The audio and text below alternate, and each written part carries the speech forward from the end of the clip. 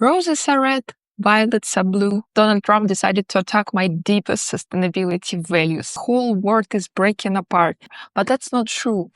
These are 7 sustainability news that catch my attention in February 2025. Hi, my name is Hanna Shagurina, and you're on my Travel and Recycle channel. That example is contagious. In the last video, we discussed exit of United States from the Green Deal that was signed by Donald Trump. The whole process will take about a year, but this bad example already provoked some other countries to follow this example. Argentina, Indonesia, and even Switzerland and Germany started questioning the exit of Paris Climate Agreement.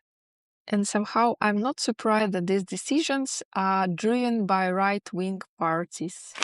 Climate, for sure, it's huge and very important topic, but in the whole population of sustainability topics, circular economy and waste pollution were always close to my heart.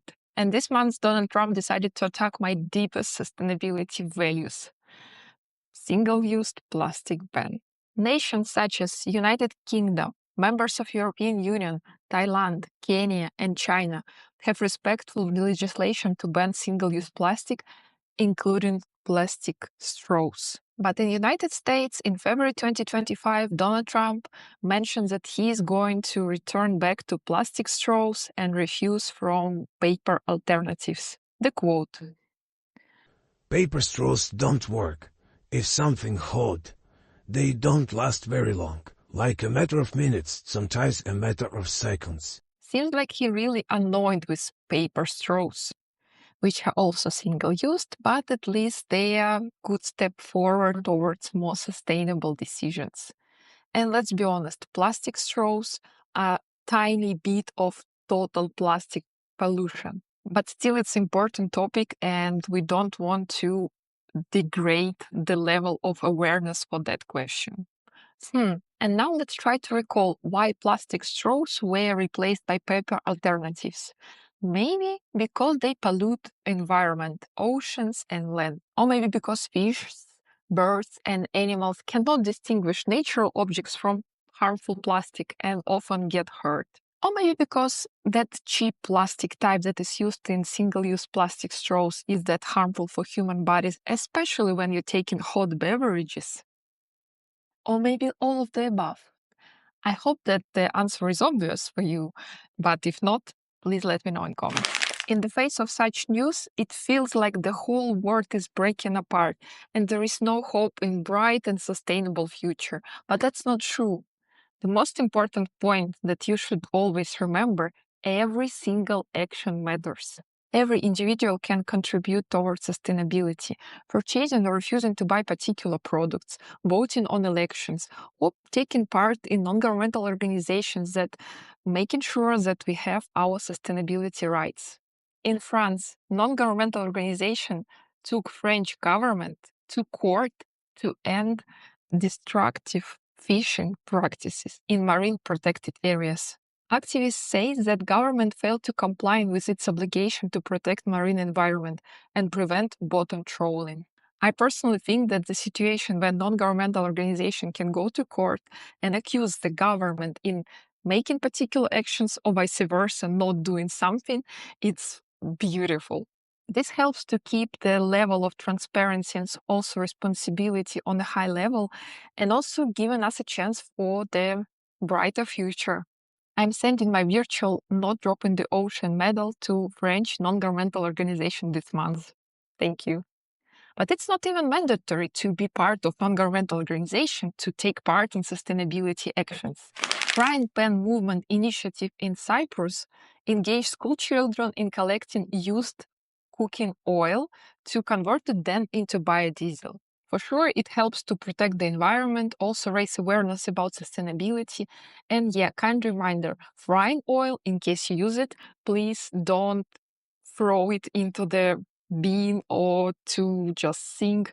It's not right thing to do. You should collect it and bring to dedicated points because it's useful material. It can be recycled into the biofuel, and that's something that you must consider to do, please. Moving on. In Nigeria, the girl hugged the tree for 44 hours to raise the awareness about sustainability and also mental health. Tree hugging has been a protest activity by environmentalists for more than 300 years, and there are now even world championships. This girl from Nigeria, Trufena Mutoni, has attempted a world new record. She prepared herself quite in advance for that, stand for long hours, go without food, and even without a toilet. So that's how she made this new world record. 48 hours. Wow. For me, being a corporate employee, that experience sounds very familiar. Instead of standing for long hours, I'm sitting long hours in meetings. Instead of hugging the tree, I'm hugging my laptop and my headphones. And yeah, from time to time, I also fasting for long hours and cannot even go to the toilet. Right now, about 4 days per week, I'm working from the office. But lots of my colleagues prefer the work from home regime and they completely enjoy it. Why I'm telling you this? Seems like now corporations decided to return to the full scale of work from the office rather than remote working. Amazon, Dell, Washington Post, Boeing, Salesforce, and even Disney. Seems like fairy tale is over. And if you ask any remote worker about benefits from working from home, most of them for sure will say about better work-life balance, about time reduced to commute from work and to work. But that's not all. There is also carbon footprint that we, as environmentalists, should take into account. On average, remote workers can cut their carbon footprints about 54%, while hybrid models with 3 or 2 days working from home can offer reduction for 11 till 25%, which is also quite good. So for sure, such a shift from big corporation and moving the employees to the office will contribute to the carbon emissions. Say hi to Paris Climate Agreement. Roses are red, violets are blue. But what about sustainable flowers to show that I love you? February for sure is known as a month full of love, sweets, and of course flowers. Hopefully, being a conscious consumer, you already think in advance about the recyclability of the package of your flowers, maybe also about seasonality of the flowers that you are choosing. That would be weird to buy at lilac in winter months in Europe, for example, right? In Europe, most flowers that we receive on St. Valentine's Day are most probably produced in two main destinations.